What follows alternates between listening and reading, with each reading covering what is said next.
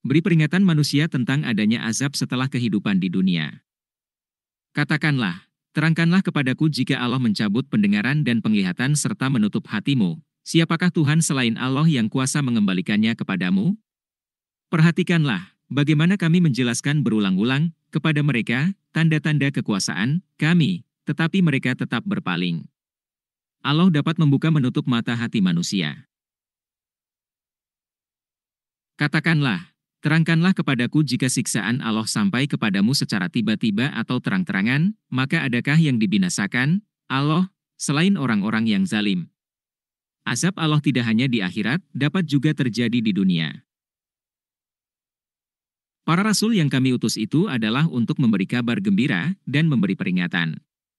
Barang siapa beriman dan mengadakan perbaikan, maka tidak ada rasa takut pada mereka dan mereka tidak bersedih hati.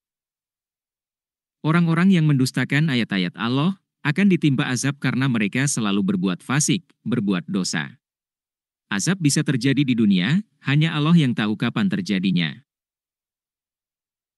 Katakanlah, aku tidak mengatakan kepadamu bahwa perbendaharaan Allah ada padaku, dan aku tidak mengetahui yang gaib dan aku tidak pula mengatakan kepadamu bahwa aku malaikat.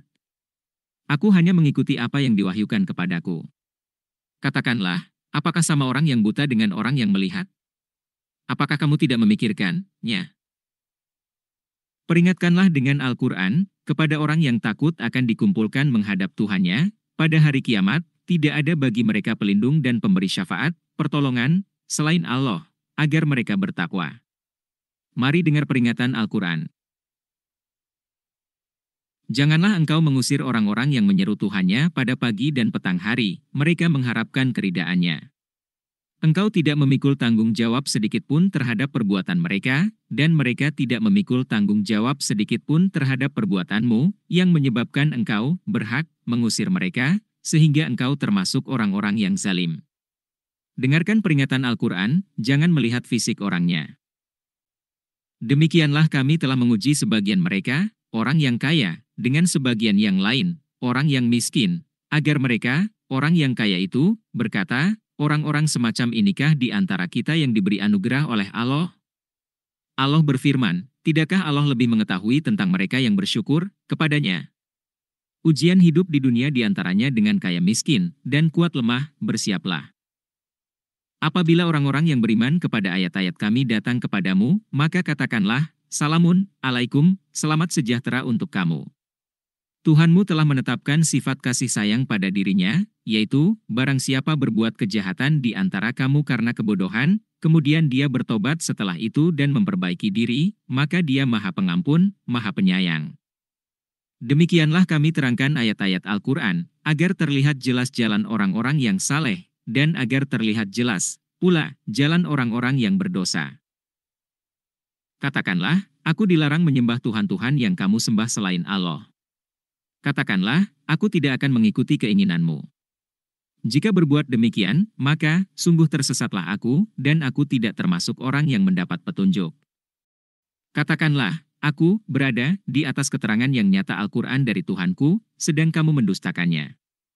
Bukanlah kewenanganku untuk menurunkan azab yang kamu tuntut untuk disegerakan kedatangannya. Menetapkan hukum itu hanyalah hak Allah. Dia menerangkan kebenaran, dan dia pemberi keputusan yang terbaik. Katakanlah, seandainya ada padaku apa, azab, yang kamu minta agar disegerakan kedatangannya, tentu selesailah segala perkara antara aku dan kamu. Dan Allah lebih mengetahui tentang orang-orang yang zalim. Azab itu datangnya dari Allah. Kunci-kunci semua yang gaib ada padanya, tidak ada yang mengetahui selain Dia. Dia mengetahui apa yang ada di darat dan di laut. Tidak ada sehelai daun pun yang gugur yang tidak diketahuinya. Tidak ada sebutir biji pun dalam kegelapan bumi dan tidak pula sesuatu yang basah atau yang kering, yang tidak tertulis dalam kitab yang nyata di Lauh Mahfuz. Allah lah yang menidurkan kamu pada malam hari, dan Dia mengetahui apa yang kamu kerjakan pada siang hari. Kemudian Dia membangunkan kamu pada siang hari, untuk disempurnakan umurmu yang telah ditetapkan. Kemudian kepadanya tempat kamu kembali, lalu Dia memberitahukan kepadamu apa yang telah kamu kerjakan. Allah akan beritahukan apa yang telah dikerjakan setiap manusia di dunia. Hasbunallah wa ni'mal wakil, ni'mal maula wa ni'mal nasir.